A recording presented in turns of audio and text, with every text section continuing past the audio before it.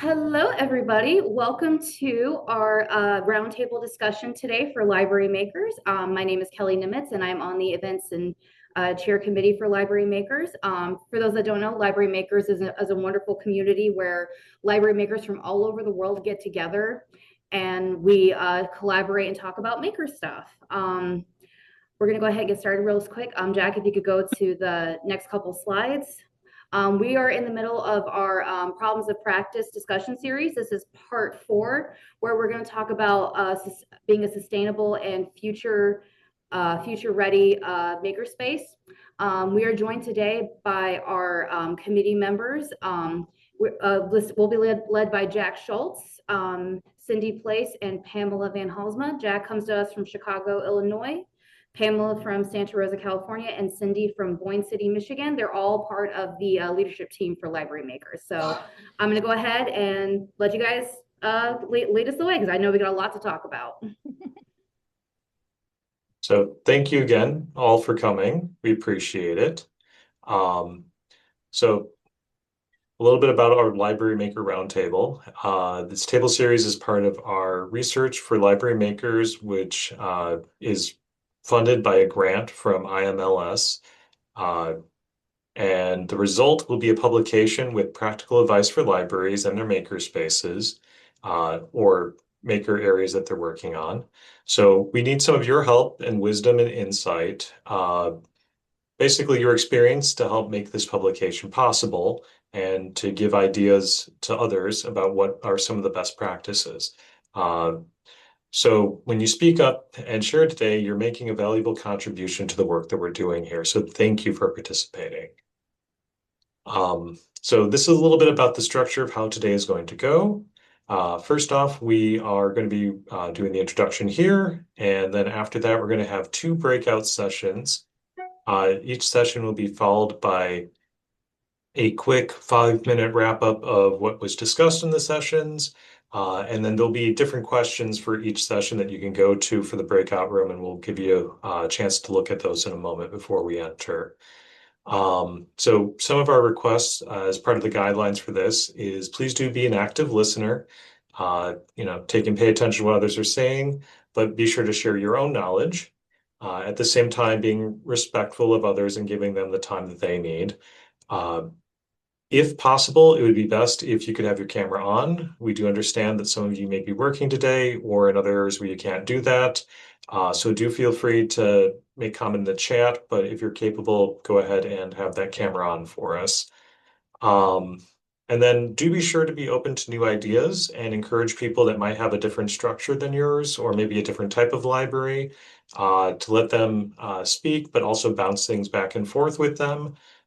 And then also when it is time that you want to speak, please do use the raise the hand button at the bottom of the screen. And then to note, we mentioned that I think right at the beginning, but if you're just coming in, each of these sessions will be recorded as part of what we're going to be doing and then doing the final write-up. So we'll be keeping track of what's happening in these. So to talk a little bit about the problems of practice. Can you switch the slide Oh, I am ahead? so sorry. Yeah, a couple ahead. All right. So, There you go. There you go. So these are the problems of practice for library makerspaces. So what we've identified are 5 different ones of these, and you may have come to some of the earlier sessions. First one was dealing with outreach and engagement. Our second session was about making the case for library makerspaces. Our third is about being accessible and welcoming. And then today we're going to be dealing with sustainable and future-ready libraries, which we'll get a little bit more to in a moment. And then if you're available next week, Wednesday, we'll be having one on staff growth and empowerment. We highly encourage, if you're able to come join us for that as well. And then let me, the slide here, there we go. Okay. So talking about sustainable and future ready, the problem practice here is developing resilient maker services that can evolve with community needs by strengthening the financial, operational, and structural systems required for long-term stability. So this challenge is focusing on creating stable, well-supported maker services that can grow and evolve with community needs So many libraries face challenges related to the funding, staffing, training, and operational systems, which limits long-term success. So a lot of us probably have run into that and have stories, and I'm hoping you'll share. So as a result, maker programs often lack the structural support needed to remain equitable, relevant, and integral to the library's mission over time. So a lot of this is also dealing with that, staying for the future, being able to be part of that community. We know they want us there and finding out how we can be there. Um, so these will be our first round of breakout sessions. I'm going to read the topics here, but feel free to read through the questions that you will be able to answer or will be guided through. So the first room will be defining stability and long-term vision.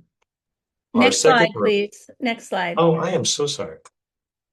So sorry. So I'll start over there. So room one is defining stability and long-term vision. Our second room will be the day-to-day practice. And then our room three is funding models and resource planning. So we'll give you about a minute to go ahead and look at the questions, and then I think we're going to be opening up the breakout rooms if you want to go ahead and jump into those, and then we'll start talking about the different questions. You'll be able to self-select your breakout room, and if you need help figuring out how to enter a breakout room, Kelly can give you some assistance in the main room there, and you can switch halfway through if you decide you want to switch. Totally up to you. So I think we'll jump into our rooms, and then you can meet us there. I think we have how many minutes? 15 minutes? Yep, 50 minutes total to Yeah. talk. We're and I have the we're timer trying to going. make more time for breakout rooms than we did in the last three. So there you go. Yeah.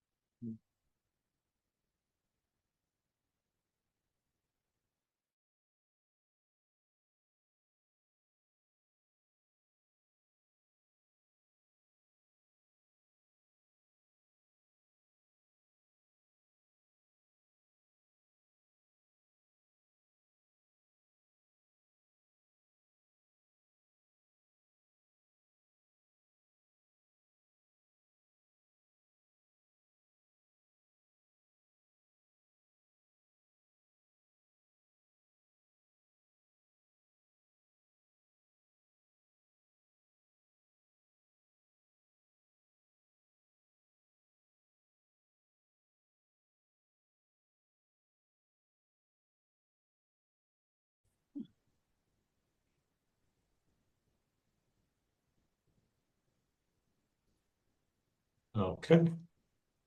So it looks like most of us are back. Uh, so I'd like to, at this time, take a moment, go over a little bit. We had kind of a quiet discussion in room one, so I'm going to have us maybe skip to room two. Was there a person who was designated to maybe review a couple of things that you discussed in room two? You know what? I forgot to designate somebody, so I'm just going to report. Okay, that sounds great. We had a nice discussion about policies and documentation, and it really we started out a lot of the talking about um, 3D printing because a lot of Mhm. libraries that's where they started with their library programs, and Gary um, and Taylor both shared examples about how they have started using either Niche Academy or Moodle to have a training and kind of a way to verify that somebody is maybe a power user or a super user that doesn't need staff direct support to use those the 3D printers.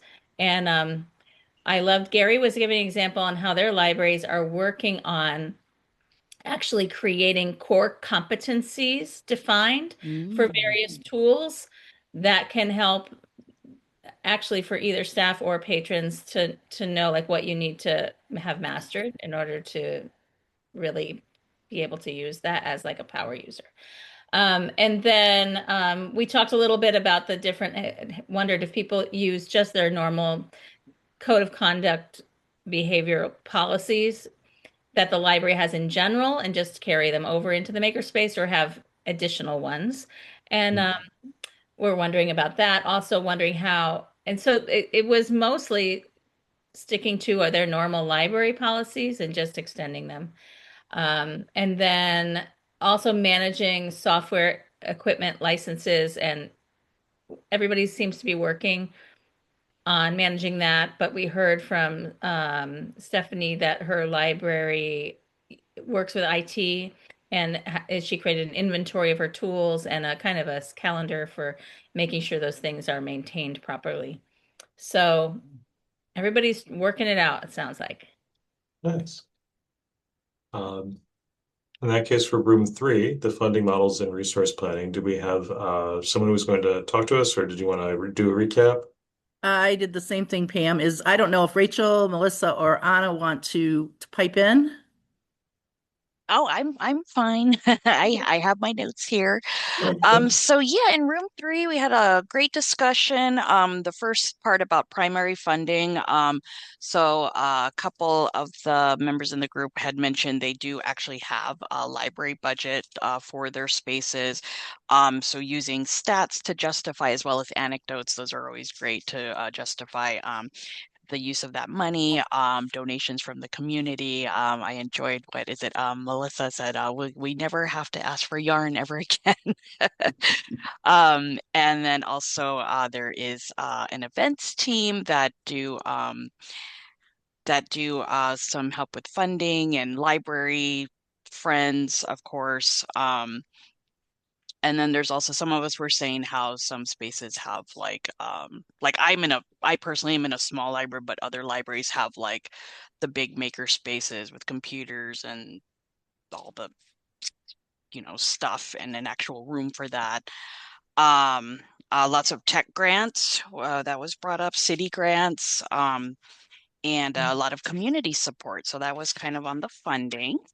Um, and talking about how to track things. One of the members was saying they wanted to hire someone from outside to kind of take care of the 3D printer, similar to like getting a contractor to does like the like copy machines and things. But just a lot of red tape, and also the IT team just ended up taking that on.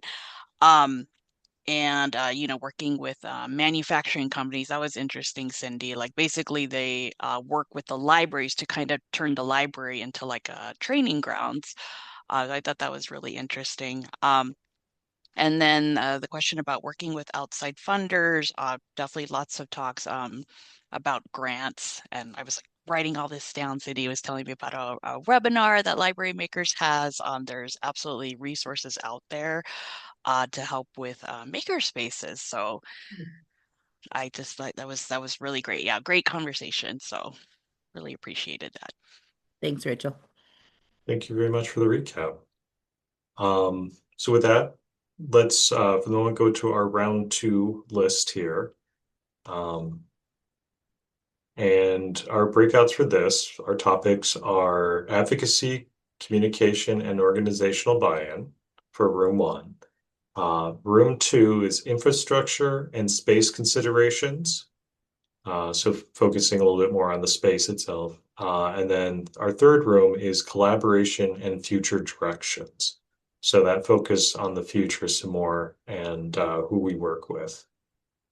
So go ahead and looks like we're opening up the rooms now. So feel free to pop into one of those.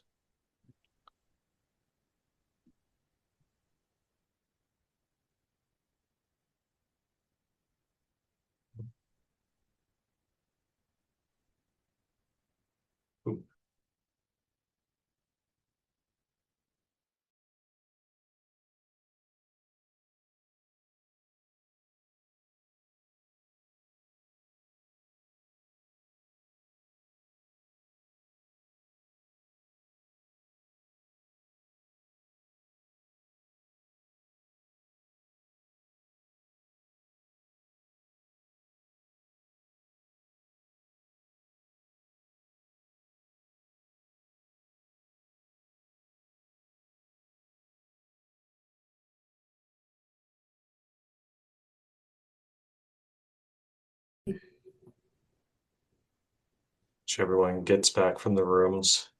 All right.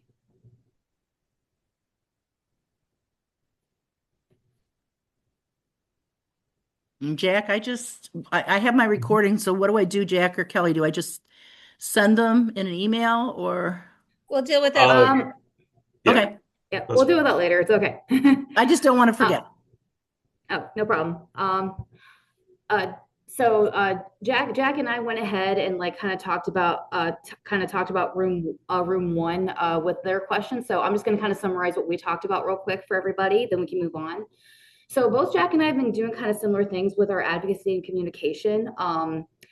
Like we have a lot of staff on hand who like because like he has a big makerspace. We have a very small digital lab at my library in Michigan, and we both have had have been trying to make an effort to make both of our like all of our staff members like saying, hey, here's how you use this piece of tech, here's how you use that piece of tech, and that way they're kind of like more information on it. And even like sometimes like when any of us are at the desk, we'll try to like do something like maybe make a little like mini 3D print or design like something for a Cricut machine, and then like a patron sees like, oh, what are you doing, and it gives us a chance to be like, we learned this in our makerspace.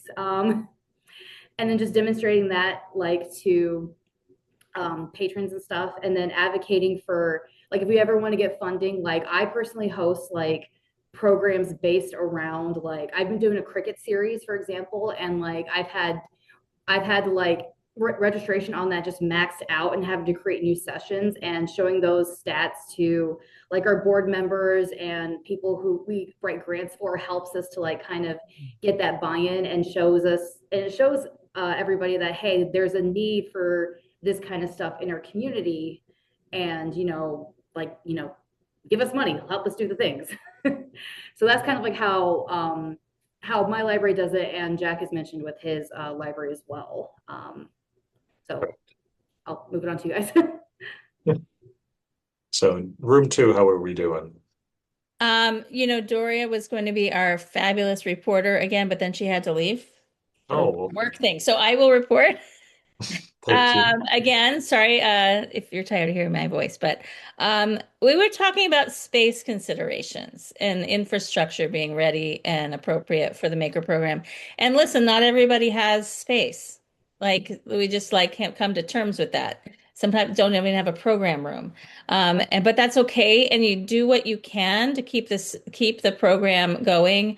One of the obvious is the space for the program, but also the space for storage. And storage is an enormous issue for that you need to consider if you're designing or running a makerspace. So Gary said at his library system, they do have some space at their central office to hold some of the materials, and you can request them. And that is one way to do it. But we heard from Yolanda in her small rural library. They only have a small meeting room that holds 50, but she does have a closet. She keeps things in there. She keeps some things on carts. She has a very popular sewing program that she brings out five sewing machines. You just have to make it work and use your resources the best you can with the space you can. I know I shared that sometimes, and Anna, you're in this. My librarian, my local librarian is on this call. I mean, they do things out in their parking lot or in their children's section because that's all that we've got, no program room there. You do have to look out for when you are planning, and we had some people in there who are actually planning maker spaces. If you have a choice, pick an exterior wall room because you'll have more flexibility to get ventilation appropriate to ventilate out of the building. An interior room limits some of those things. Also check on electrical capacity because there's so many things to plug in. We heard from one library that has a bookmobile that they also bring steam programming out, and they do bring a generator with them in that program. So they make sure when they go out in the community, they do have a power source for the tools and materials that they bring. So those were some of the things that we discussed in our small group. Excellent. Thank you. Mhm. Room three, how do we do? I thought we did well. Is there anybody from room three that wants to jump in? Taylor or Rachel? I I could I could jump in, and if I miss Good. anything, anyone else is Yes. welcome to jump. But really helpful conversation for me, and then I think just overall, talking about some of the beginning questions and connecting and sharing knowledge, both locally, regionally, and nationally. Folks mentioned some solid ways in which they discuss or share insight amongst branches, but some really cool resources that were shared that were new to me were the Public Library Innovation Exchange, PLIX, out of MIT. I learned from Melissa. That is super awesome. Really interested in looking more into that. But then also, Vanessa mentioned attending the Play Make Learn conference, which is also new to me. So that's an exciting potential opportunity for support and kind of gaining more sustainability. Um, After that, I don't know if there's anything else anyone wants to mention. We talked about a handful of other things. I think that covers most of it, Taylor. I mean, there was just a lot of, Yeah. I will say that a couple people, Pam and Jack mentioned, and Kelly, that Library Makers did a great job, was doing a great job. And that one of the things that was important that we need to keep in mind is that being up to date, that there are other groups doing kind of what we're trying to do. But if you're not up to date, it's really tough, with stuff happening in technology so much. So unless somebody can think of something else, I think Taylor did a great job. Thank you, Taylor. All right. So you know these challenges, but you have creative solutions too. So we invite you to Library Maker members, be solution partners with us and to contribute to our body of research. Basically talking about our 5 problems of practice. We have another one of these sessions coming up next week. Will we be going a little bit more in depth again? And that's the staff growth and empowerment. So hopefully you'll be able to join us. And then I think Kelly was going to put a couple of links in here for us. Yep. So if you want to become a solutions partner and want to help us out with our series of problems of practice or just with library makers in general, you can click the link there. And if you need and we have a survey to fill out, if so, you can give us your feedback on the problems of practice series that we have going on. So I'm leaving the links in the chat for you. And if you haven't yet, just join. You are welcome to join us on Library Makers to continue any of these discussions. Or if you'd like to, if you're interested in becoming a committee member at all, maybe helping organize events like this one, you're welcome to join my team. You can find me on Library Makers under my name, Kelly Nimitz. I'll type that in the chat because I did not change my name on here. So if that's something you're interested, you're welcome to reach out to me or reach out to any other committee members if you'd like to get involved. Oh, and then we have a program tomorrow too on paper crafts, right? Yes, Dr. Godwin Morris of Dazzling Discoveries is going to be joining us tomorrow around the same time as this one. So we're going to be doing engineering with paper. So if you're interested in that at all, you're welcome to join us. The link is on librarymakers.org in the events section. So I recommend that as well. Thank you for reminding me of that, Jack. And then, yeah, if any of you have any questions for us, we got a couple extra minutes. Otherwise, we really appreciate your time today, and we look forward to seeing you hopefully at one of our future events. So thank you. Thank you. Thank you so much.